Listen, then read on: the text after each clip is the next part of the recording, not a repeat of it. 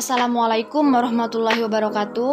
Perkenalkan, nama saya Desi Permatasari dengan NIM 2020143283. Saya dari kelas 2H Program Studi Pendidikan Guru Sekolah Dasar Universitas PGRI Palembang. Baiklah, tujuan saya membuat video ini yaitu untuk memenuhi tugas mata kuliah teori bilangan mengenai materi akar kuadrat. Oke, sebelum kita memasuki materi lebih dalam, kita harus tahu terlebih dahulu apa itu akar kuadrat.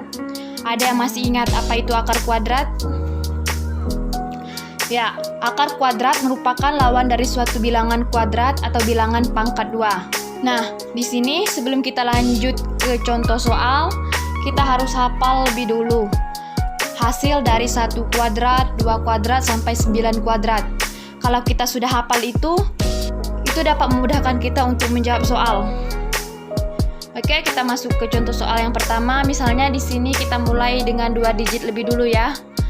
Contoh soal yang pertama yaitu akar kuadrat dari 81 adalah, ini soalnya agak gampang ya, karena 81 ini sudah ada di tabel yang kita hafal tadi. Bisa kita lihat bahwa akar dari 81 yaitu 9. Maka sudah jelas bahwa akar dari 81 yaitu 9. Oke, kita lanjut ke contoh soal yang nomor 2, yaitu akar dari 196. Nah, sebelum memulai saya ingatkan, kalau kita mau menghitung akar kuadrat dari suatu bilangan antara 100 sampai dengan 10.000, kita udah tahu pasti jawabannya 2 digit. Ingat ya, jawabannya pasti 2 digit. Oke, kita balik lagi ke soal yang tadi, yaitu akar dari 196. Langkah pertama yaitu kita lihat angka terakhirnya. Angka terakhirnya itu kan 6. Nah, kita lihat bilangan kuadrat yang menghasilkan angka terakhir 6. Itu kan kalau nggak 4, ya 6 yang menghasilkan angka terakhir 6. 4 kuadrat kan hasilnya 16. Dan 6 kuadrat hasilnya 36. Nah, kita udah tahu nih jawaban kita nanti kalau nggak 4 ya 6. Next, kita coret 2 angka dari belakang. Berarti sisa angka 1. Kita lihat bilangan kuadrat yang mendekati 1 atau yang menghasilkan angka 1. Yaitu berapa? Ya, 1. Oke, untuk menentukan digit selanjutnya antara 4 atau 6, kita kurangi hasil kuadratnya. Itu kan kuadrat dari 1 yaitu 1 kali 1 sama dengan 1. Jadi dikurangi 1 dikurang 1 maka menghasilkan 0. Nah, kita bandingkan 0 ini dengan hasil angka dari digit pertama tadi yaitu 1. Jika dibandingkan sudah jelas ya bahwa 0 lebih kecil daripada 1. Nah, karena 0 ini lebih kecil dari 1, maka di antara 4 atau 6 tadi kita ambil yang lebih kecil, yaitu 4 kan? Maka hasilnya akar dari 196 adalah 14. Nah, sekarang kita lanjut ke contoh soal nomor 3 atau yang terakhir.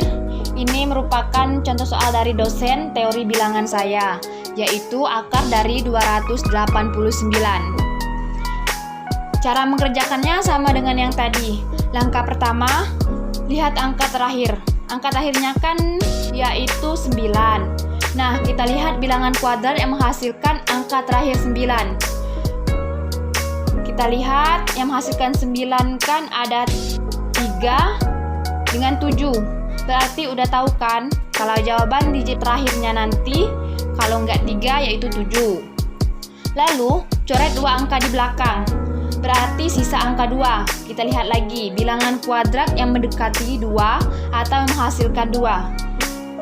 Di sini nggak ada yang menghasilkan 2, maka kita lihat yang mendekati angka 2, tapi tidak boleh lebih dari 2. Kita lihat yaitu kuadrat 1. Selanjutnya, untuk menentukan digit terakhir antara 3 atau 7, kita kurangi 1 kuadrat yaitu 1 dikali 1. Maka di sini 2 dikurang 1 yaitu menghasilkan 1. Lalu kita bandingkan 1 dibanding digit pertama tadi yaitu 1 kan. Udah jelas dong 1 dibandingkan 1 itu sama. Kalau sama berarti kita ambil yang lebih besar. Tadi kan di antara 3 dengan 7 yang lebih besar adalah 7. Maka hasil dari akar kuadrat 289 adalah 17. Baik, mungkin itu saja yang dapat saya sampaikan. Apabila ada salah kata, saya mohon maaf. Kepada Allah saya mohon ampun.